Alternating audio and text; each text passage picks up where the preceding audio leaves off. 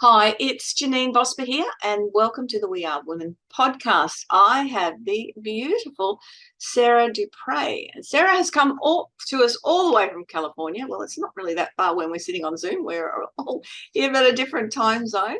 And I want to welcome Sarah. Hi, Janine. I'm so happy to meet you. Oh, I'm sitting here in long sleeves because it's winter in Queensland. This will go to air by the time it's summer in Queensland, and it'll be winter in California. Will be the opposite reverse by the time people will be listening or watching this. So it's welcome. Let me tell you a little bit about Sarah. Sarah has been a professional in the advertising industry for 17 years. She started out at large agencies, Saatchi and Saatchi and Yamaha, and eventually found her place in the marketing world as a commercial and brand photographer. She's shot for large companies such as Boot Barn, Sprouts, and Kotex, as well as many small businesses and entrepreneurs, including highly influential social media personalities. I'm interested to find out more about those influencing social media personalities too, Sarah. Now, that's a Absolutely. very little short bio, so we're going to learn a little bit more about you. What was it about the marketing that was of interest when you first started studying, and then the experiences in working for those big companies? Okay. To be completely honest, I got into advertising because I went to college and I had no clue what I was going to do. And, I talk a lot. And my mom said, go major in communications. You talk a lot. All right. That sounds just as good as any. And while I was in there, I just kind of found my place in advertising. So when I graduated, that's where I ended up. I ended up working for Saatchi and Saatchi straight out of college. And then as an internship, moved into Yamaha as my full-time job. And that's where I started with the advertising world. And from there, I did move into graphic design because I always had this dream of being the creative, and found that I fell in love with photography along the way. So, I started out with photography, doing portrait photography, and was like a lot of women who have children and go, oh, they're so cute, I want to take pictures of them. And having the background with the marketing as well as finding my voice in photography really served to put me in this place in the world of it's a unique place, the brand photography, where I'm able to take that commercial background that I have and marry it to this new style that's very necessary in today's commercial world, which is that commercial lifestyle sort of feel where it's not, standing and looking perfect for the camera. It's much more authentic, and, it feels like you're really there and part of the moment.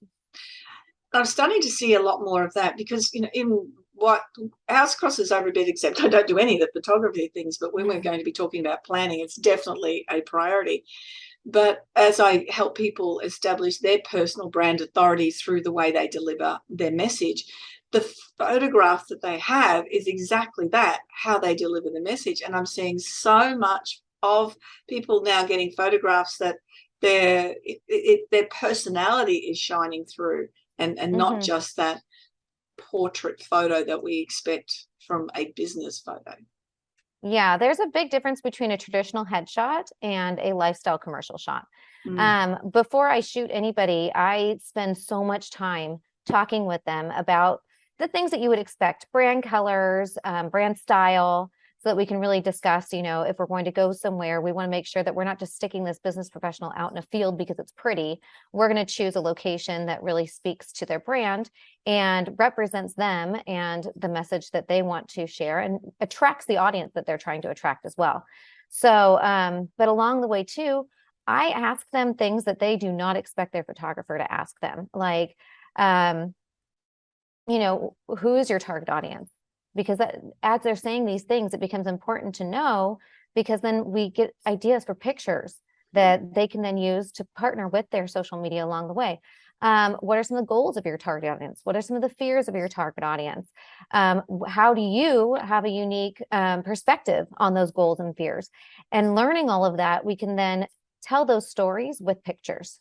Yeah, it's interesting. I've been thinking about this just over the last few months because I had listened to somebody who spoke exactly on this particular topic, and I'm thinking my interest is getting out in nature and going, in the caravan camping, sitting around a campfire and that type of thing, which is very much me.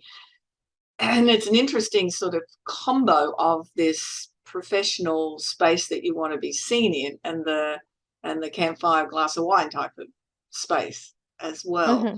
Yeah. And I've been thinking about, okay, how am I going to blend this as a lifestyle photograph and work it from there? But I'm sure, the photographers that I've seen doing some work around here locally are just capturing the essence of the people they're taking the photographs with the just even the really unique poses that they've got with them. It's just it brings that power out, or that empathy, depending on what they're trying to get, and it's very different.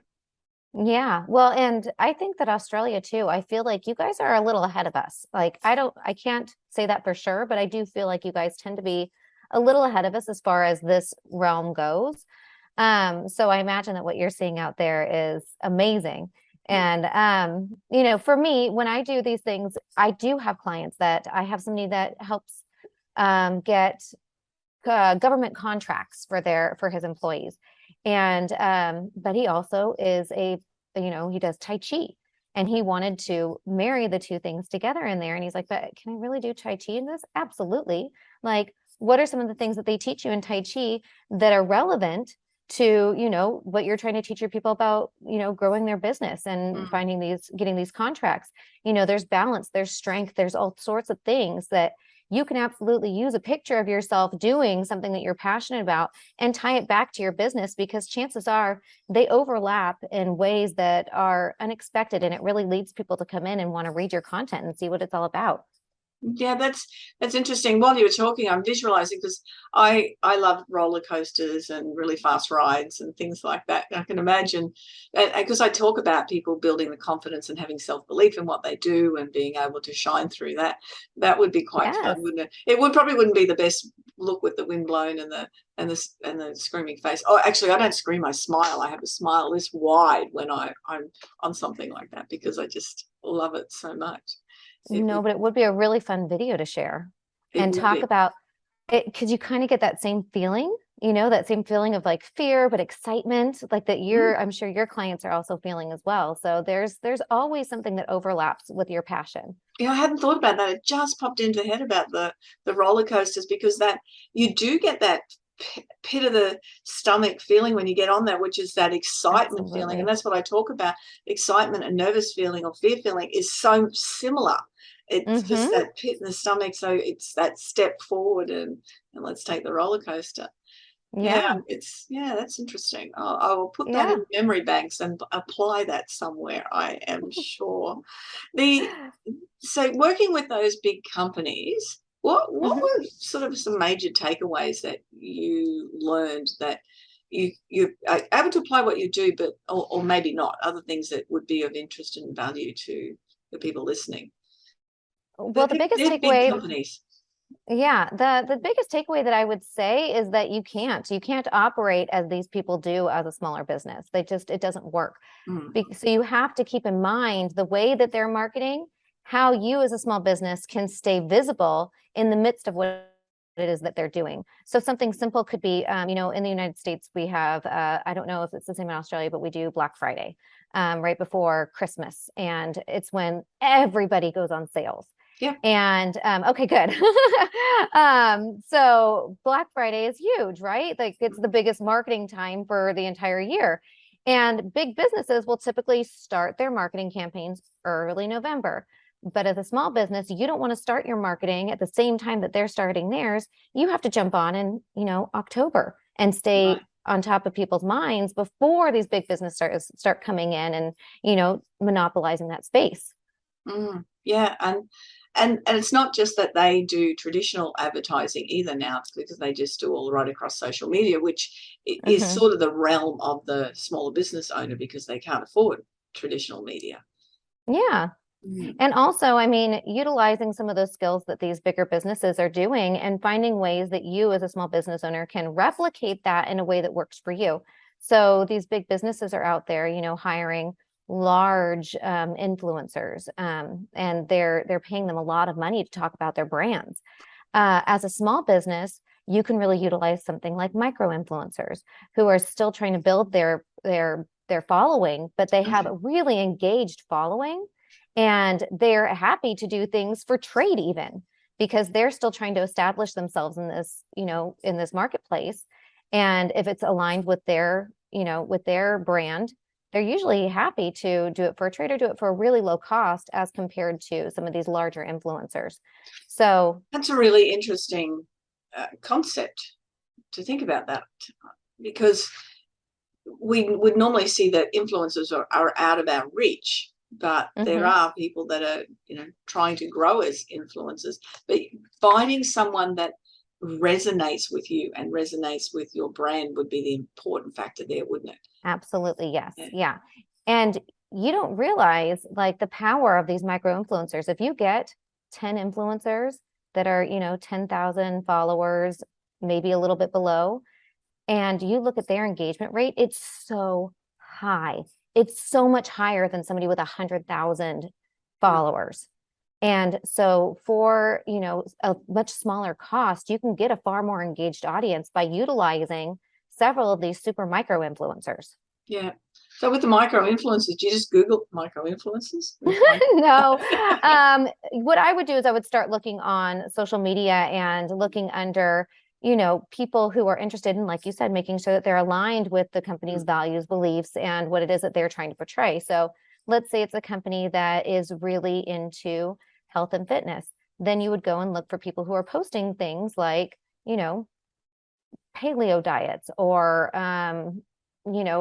running or workout routines, and see, hey, let's see what their engagement's like. Let's see what the rest of their page is like. It takes a lot of research. It does. But, it's worth it to really dig those people out if you're starting out, because, when you're starting out, you don't have that big giant team. A lot of what you're doing is coming from really just getting in there and digging it out, Yes. And part of that, again, something when people are starting out thinking, I've got to do all of these things, and then all becomes overwhelming and they don't do anything. And that P word is one that obviously you and I like to share and make sure people follow through, is to have a plan to where they want to go. And with where does that fit with you? What do you mean by having a plan with regard to what you're talking about? With me in my world, the way that I help people plan out their social media is by having a gallery of images and videos that they can pull from and easily use to post so they can stay relevant on social media. Making sure if you don't have it in your budget right now to be hiring a professional photographer to be doing that for you, it's an easy thing that you can do for yourself as well. Just spending one day a month, taking all of the pictures that you need to take, all the videos that you need to take for the entire month. And that way, when you're posting on social media every single day, you're taking minutes out of your day instead of taking hours. Creating, conceptualizing, doing all of that takes so much time out of your day. And having this planned out in advance makes it so it only takes minutes. I love that. I want that, again, chunking your work. It makes a big difference to be able to say, let me put a couple of hours aside. And one of the things that I do too is when I had a hairdresser day, I block out that afternoon, because, us girls, we've got to be vain and look as good as we can. And the hairdresser does a much better job of my hair than I do. So I do that, and I've always done that, is block out that afternoon once I've been to the hairdressers, and that's to do videos. Videos. That's a great idea. Yeah, you already know that half the day is being used for that, so use the other half. You've got great hair already done. Absolutely. It's all going to look good. It's all perfect anyways. That's a great idea. I love that idea. Yeah. And it just gives you that confidence. I was with somebody yesterday and we're talking about LinkedIn profile. And whenever I'm out with anyone, I connect on LinkedIn, because that's one of the platforms that I use a lot. And I help people really set up a profile that's going to grab people's attention. And just hers, there was nothing on there. There was nothing personal. Even her full name wasn't on there. And you don't see it until you connect with her, and she only had a couple of hundred connections. And I said, you've got to open this up. This is a platform that's got to be available for everyone to see what you do, how you do it. And she said, oh no, I don't want the competitors to know. I'll just keep it private. Thinking, why are you there? And I said, the first thing is you never worry about competitors. Everyone does their own thing their own way, and how you do it is not relevant to how anyone else does anything. And then secondly is, by not being open on social media, you're just missing the mark completely. It was, why be there even? Yeah, absolutely. I mean, you're kind of wasting your time at that point. And that's the other thing too. Like, there really is no competition, because there are, I mean, I can look at my market and say it's oversaturated. Why am I even trying? There's a photographer on every corner. Like, but there is no other me. And people will resonate with me and how I take pictures and my past knowledge and, who I am, and want to work with me over somebody else simply because they need what I offer in this unique space, Yeah, I totally agree. I'm part of a networking group here in Australia, which has launched some groups in the US. And and they don't lock out anyone. Everyone's welcome. It doesn't matter if there's 3 accountants in the group, because again, exactly what you're saying is who resonates with who. And you're not then, forced that you have to use that photographer or that accountant. You can meet people, and the beauty of this is you can actually meet people from all around Australia and New Zealand and the US, and there's some people from Canada and England have jumped onto some of the meetings as well. But it's that sense of there's no competition. That everyone has something different to offer, and it's who we connect with that's the important factor. Yeah, yes, competition is one of those things I don't worry about it. It's interesting to know what they're doing, especially if they're doing something well, but it's not my problem. Yeah. And and it's okay. Yeah. Well, and it's okay to take inspiration from the way that your, competition is doing things, because you can take inspiration from them and turn it into something that's completely your own. And that's okay. Like, you're not out there copying people just to see what they're up to. But if they have an idea and you're like, oh my gosh, that is brilliant, I love this aspect of it, and I can turn that into this, and it's a whole new world. That's amazing. And it's the way it should be, because this wouldn't work for them. This is what worked for them. Yes. Yeah. And I do that personally because I just see some people doing something so beautifully, but it wouldn't suit me what they're doing. But but maybe an element of it in my space becomes me, and and it works that way. Yeah. Little thing I brought up I was on a networking event last night, and something I brought up particularly about social media or LinkedIn profile, again, the photograph, that it has to be a professional photograph in a professional site like that. But people don't recognize the difference of having a photograph that faces towards the banner as opposed to away from it. Okay. When you compare the difference, it really is obvious and jumps out at you when you look at someone's photograph away from the banner and towards it. It just makes it more inviting. And little aspects like that, I imagine, Sarah, that's the sort of thing that your expertise is picking up when you're taking photographs, going, that's slightly going to be, that looks more engaging, or that looks more comfortable, or that looks more real as you take the photos. It's funny because I wouldn't recognize a detail like that. I'm not a detail-oriented kind of person. That's not the way that I shoot at all. I'm much more natural, go with the flow, and I do like to stay on brand. So I feel like staying on brand is what's going to keep you from falling into that rut of, I'm just the same as everybody else. I'm just the same as every other photographer, coach, whatever it might be. Staying on brand and making sure that your uniqueness is shining through, that's where I come in. So I would have never thought of that. And I think that the point that you brought up of somebody looking towards the it is really neat, because it would draw your eye because they're looking this way. You naturally want to look that way as well. It makes a lot of sense. And energetically, when you're looking turned away from something, it has a very different feel to it than towards it. That's a very good point. Yeah, that's very interesting. Yeah, it was something I noticed, a couple of years ago, and started to figure out what's the difference here between that and that. And it was just something really simple. And it was how I connected with that person or not. Yeah, I love that. What a neat point. And making sure you have photographs, hey, Yes. across social media. Yeah. Well, and making sure that you have, I mean, here's what I was just at a networking event too, and we were discussing, the businesses that want to show up as a professional presence. They do need the professional quality photos, videos on there. That's not to say that everything that's on there needs to be that quality, but having a mix of that in there does show like I'm in here and I'm legitimate. It gives that sense of authority and trust, that people can trust that you're a real business. You're not just somebody that's doing this out of your garage. Yeah. Yeah. And that, because I am a speaker trainer, I tend to be a little bit more judgmental or hesitant in what I put up in a really casual framework, because it's it's not something that's edited necessarily. Like these interviews, I don't edit anything. We just go with it, which is very cool. So I tend to do, if I'm doing my casual walking, I do it when I'm out walking. So I've got the sunnies on and the cap, and it's a different space and often puffing. And I, talk about a point about, sometimes it's really difficult to do the things you don't want to do, that whatever it is, that it's in that space. So it sort of gives me permission to be not looking as professional as I am, because I'm out here doing this.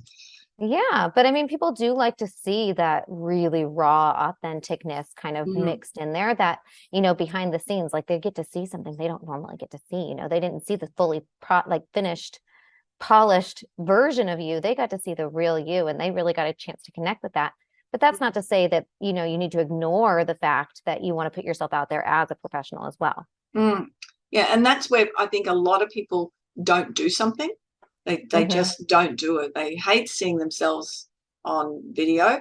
And I know you've got some tips on how to do that a little bit better as well. Absolutely. Because that's something I find all the time, going, oh, I can't possibly video myself. And the other thing is we don't like the sound of our own voice. It's just human nature. Most people just don't like the sound of their own voice when they hear it back on a video or recording. But what I tell people is that's what everyone hears every single day. Yeah, but you're not used to it. Day in, day out, you hear what's in your head. You don't hear what's coming out here. Absolutely. Yeah. And it's just a matter of going, well, let's just deal with it.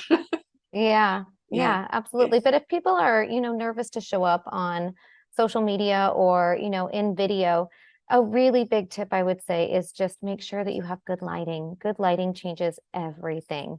And that could be something as simple as, opening up all the windows in your house.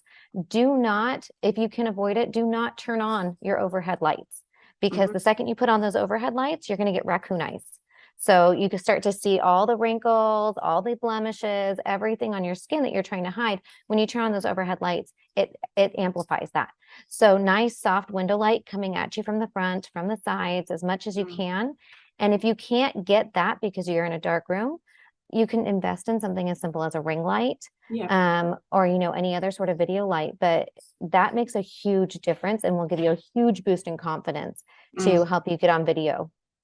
Yes, and that's something that I've had for years as a ring light, but I've shifted my home office, and now I'm in a room with two huge windows. So in front of me is this massive window, hence the light's great. And I also have one on that side. You can sort of see the corner of it there. And it's amazing. It's different at night, obviously, but in the daytime it's fabulous having the light come in. So I never heard that thing about the raccoon eyes with the overhead lighting. Yeah. Well, think about it, because the light's coming from above. Your brow is shadowing your eyes. So you're going to get shadows in your eyes, and people are drawn to your eyes. That's what you want to be the brightest on you. Yeah. I'm thinking now as I'm looking, going, oh. Your light looks beautiful. You look amazing. Yeah. And also on Zoom, we've got a bit of a filter going too. That helps. What works? Trust me, what works? Yeah. I mean, I'm not anti-filters. I am, however, and I will stand on this one until the day I die, I am anti-filtering your professional photos and videos.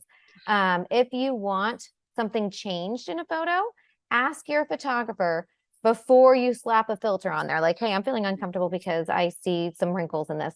Tell your photographer and ask what they would charge to fix that in Photoshop and keep it natural looking, because the second you throw a filter on there, it's like you've taken away that element of professionalism and you've brought in it looks, like you took it with your iPhone again, and why did you pay all this money for these Yeah. professional photos if you're just Yeah. going to put a filter on it, make it look like you took it with your iPhone? Yeah, that's a really good point. I know I had some edited, the last lot of professional photos I had taken, and they were edited too much, and they just don't feel like me.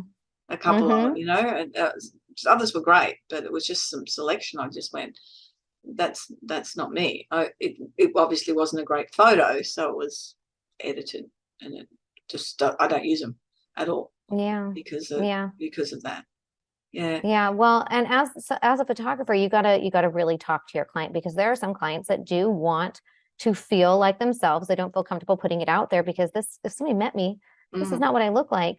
And there are some people that are like, do it all. Like, because we live in a very like filter society. I mean, people can easily, if they're taking a video, put on a filter and feel like, I just rolled out of bed, but it looks like I put on a full face of makeup. Yeah. And, if you don't feel comfortable stepping into that space without, having the full Photoshop experience done to your photos, that's okay. It shouldn't hold you back from putting yourself out there. Just make sure that you communicate with your photographer what you feel comfortable with. And that is the thing, isn't it? Being that authentic, real self. So when you get your photographs back, then you that's me. That's what I'm happy with. Yeah. And just being very real. Yeah. Do you find you work mostly with women? I work mostly with women. Yes, I do. Yeah. And do you find that women are very self-conscious, and once you have to work hard to get them relaxed, and once they are, it's fine. But is that something that you come across? Absolutely. Yeah. We do tend to be a little more self-conscious with our photos, but if you discuss that with me ahead of time and we determine what it is that you're feeling uncomfortable about, it can be something as simple as, Photoshop, having the ability to do a high-end retouch afterwards, or if it's something that you're uncomfortable with as far as body image goes, a lot of that can be solved with making sure that you're wearing the right clothing to your shoot and the posing that we're doing along the way as well. One of the common places that people feel like they are not comfortable would be arms. So a really quick tool for that, if you're feeling uncomfortable about your arms in pictures or videos, you can easily wear sleeves and make sure that your arms are pulled away from your body, because when you push your arm against your body, it instantly goes from this to this. Right. I've just doubled the size of my arm. Yeah. So, and when we take pictures, we tend to lock up like soldiers, right? We go, okay, I'm in the camera. So you gotta find reasons to take your hands away from your body, whether it's sticking them in your pockets or holding onto a purse, holding onto a hat, whatever it might be. But just making sure that you have a reason for your arms to be away from your body really helps to slim out arms. Yeah. That's a great point. Else, yeah. Something else would be double chins. I hear that a lot, because a lot of times I do a lot of authentic, like you're smiling and you're laughing, and what people tend to do when they laugh is we all do it. So okay, we're gonna do that picture again. We're gonna laugh, but remember to keep your chin forward, because the second you pull that chin back, that's when you start getting that's when you start getting chins. And it doesn't matter what your weight is. These are things that everybody runs into. Yeah. And knowing that too. That's a really good point. I remember a photographer friend, when we're doing just a random networking photo or something, it's turn sideways and then look forward, stick the chin out. That's very much the very standard headshot. Like that's 1,000%. You sit on the stool, you turn your body a little bit away, because what you're doing with your shoulders straight forward, you're making yourself wider, right? So by turning your shoulders a little bit away, you've now slimmed yourself. And then you bring your full attention back to the screen so that you're getting your audience fully engaged, and you bring your chin out. So you make sure you don't get the double chin. Yeah. And it's a safe pose to do that everybody looks great in. Yeah. Yeah, it's one I've been using a lot over the years of learning it, and even when I'm with a few other people, I'll be saying, right, sideways that way, so everyone's, it feels odd, but it does come up looking natural, and it's the most flattering. Yeah, well, and for women too, I am short. I am really short. I'm 5'2". So I work sometimes with models that are 6 foot. I work with, most people are on average taller than me, and nobody wants I don't pictures come from across my many people angle. shorter than me, Sarah, so I've met you today, so thank you. I know there aren't many. So, one of the things that's really important to note is that an angle, like, so the angle that you're taking the picture at, I am at a terrible angle to take your picture. I will bring along a stool, because for women, taking pictures from a little bit higher up naturally brings that chin up, and it helps to, it helps to smooth out that neck. But for men, they don't want, that sort of like looking up sort of a thing. They want to be more straight on the camera. They want to take up as much space as they can, right? It's funny when I get people to take photos. Going, oh, there's a group of, would you mind taking a photo? And they'll get down and they'll bend down low, and I go, no. Stand taller. Yes, yeah. We'll bring the camera up. Yeah. Don't swing, don't scrunch down. Yeah. Yeah. Well, and what's great is knowing those sort of gender norms when it comes to posing and breaking them sometimes. Like, I will have women that I bring into photo shoots, and I specifically pose them knowing, like, you are going to take authority in this picture. So we are going to bring your shoulders forward. We are going to have you take up as much space as we can in this picture, because you are going to just exude authority, Whereas when you're turning away, just like you were saying about your LinkedIn profile and the energy, when you're turning away and you're keeping yourself a little more subdued, that's not the energy that you're bringing in. You feel thin and, very like, you're kind of hiding those insecurities, but at the same time, you're not exuding that authoritative sort of stance in your picture. Yeah. And again, it's what message do you want to relay? That's the important factor. And who are you, and how can you be authentic to yourself? Yeah, absolutely. Yeah. So again, going back to brand, right? So keeping your brand image in mind and knowing what story it is that you're trying to tell with these pictures, because a picture does tell a story. So, and it's from everything from location to the way that the way that you're posing, to the clothes that you're wearing. You're telling the world something about you. Yes. Yeah, definitely. The taking self-portraits or just taking selfies, is there tricks to that? Because that's sort of what we're doing most of the time, isn't it? Whether we want to put our social media, or we want it for reels, or depending whether people are using TikTok or website, or whatever they're doing with it as well. Absolutely. My biggest tip is to take the camera out of your hand, put it on a tripod, put a self timer on. No matter what camera you have, there's an ability to be able to take a picture without having it be in your hand. Then you have a chance to bring in your hands and use them for expression, especially with videos. People want to see, expression in what it is that you're doing. For photos as well, you have a chance to, use them in different ways. And a lot of times, I kid you not, it's so funny. The second you don't have something in somebody's hand, I have had so many people go, but what do I do with my hands? It's like, how do they suddenly forget what to do with their hands when you point a camera at them? So know in advance when you're going to take this picture what it is that you're going to do with your hands. You're not going to hold your phone. So you're going to put them in your pocket. You're going to, have a hat, like I was saying before, a prop, a product, if that's the industry that you're in. A book. A book, yes. If it's, whatever it is that you're talking about, or that you're trying to, tell your audience about, that's an important thing to do, is to have something for your hands to do. Yeah. That's a great point. We tend to, just do the quick selfie while we're doing things. I tend to carry a little tripod around to networking events, but then forget to use it. That absolutely. Yeah. Well, I does tend to ask happen. other people to take photos. I find that is a way to do that as well. Yes, if you're in a situation where there are other people around and you can't just say, hey, can you take a quick picture of us? Absolutely. But a lot of times I have carted my tripod around to grab professional photos of myself for my social media. I've carted it around everywhere. Like I brought it into coffee shops like a giant weirdo, like, don't mind me, just gonna take a picture over here. My tripod's about 6 inches tall and it expands out, so it doesn't look as Intimidating. intimidating Yeah. as that. I bring the whole thing. I'll bring lights in, I'll do it. And here's the thing, the bigger fool you make of yourself, because I get clients that are like, oh, this is a lot. Like, this is like, people are looking at us. I'm like, absolutely, give them a business card. Like, Yeah. because you are going to, in these sorts of situations, when you're out there taking pictures of yourself for your brand and you want to tell that story about yourself, whether it's coffee shops, walking down the street, you're going to draw attention. People are going to wonder what the heck is going on. And, you're going to get the whispers, and you have to be confident in yourself enough to know that doesn't matter. Like, what these people are saying doesn't matter. No. And, they, every once in a while, you will get somebody that goes, what do you do?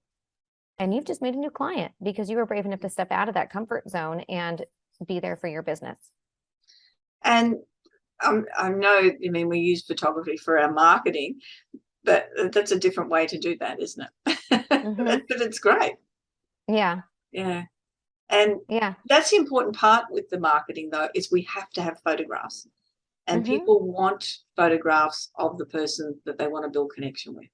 I changed a lot of my marketing from stock photos to photos of me running courses, and it just feels very different in the space. Yeah And especially for somebody like you and so many other entrepreneurs that are doing a service-based business, creating that personal brand is huge. People want to connect with who it is that they're working with. For product-based businesses, you can get away with it, you not being the forward-facing person in that business by using the product models, behind the scenes of the production of whatever it is that you're doing. But as a service-based business, you need to put yourself out there. Otherwise, people aren't going to feel comfortable utilizing your services. And it's scary. Yeah. Yes. Oh, it absolutely is. I did a small TED talk practicing in an event the other night, and it was all about inner values and how we make judgments of outer values. We're judging that within ourselves and doing comparisons of how we look, whether we've got money, our achievements, all the time, and rather than looking in at those inner values. So stopping that judgment is a very hard call. It's that judgment of self or comparison to somebody else, but it's all got to come back to showing up as the authentic you and recognizing that that's who you are, isn't it? Yeah, absolutely. And you know what? Is this insecurity going to be worth my business not doing its best? And is this insecurity something that I can work around? Like, again, am I feeling insecure about my body right now? Wear something with sleeves. If that's going to be like, don't let that hold you back. Let what is authentic to you, that is beautiful, and everybody is beautiful. Everybody has beauty in them.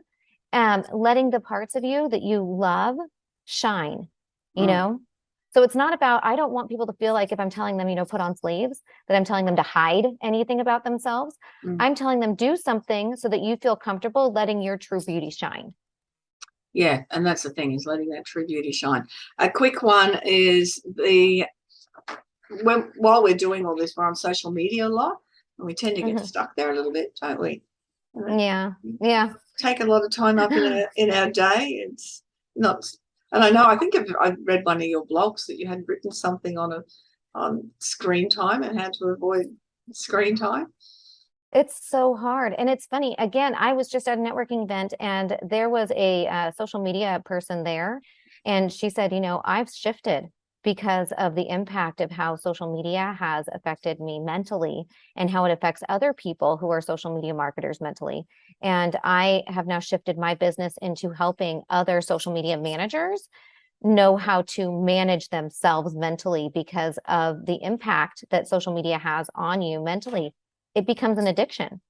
that screen time becomes an addiction, like wanting to check your likes, wanting to check what's trending. I mean, once you get into it, it's really like you dig yourself into this hole, and finding that balance. I think planning goes back to finding that balance. If you have a marketing plan in place, then you're not constantly like trying to figure out what it is that you're doing. You're staying your course instead of you know, trying to fit in with everything else that's going on.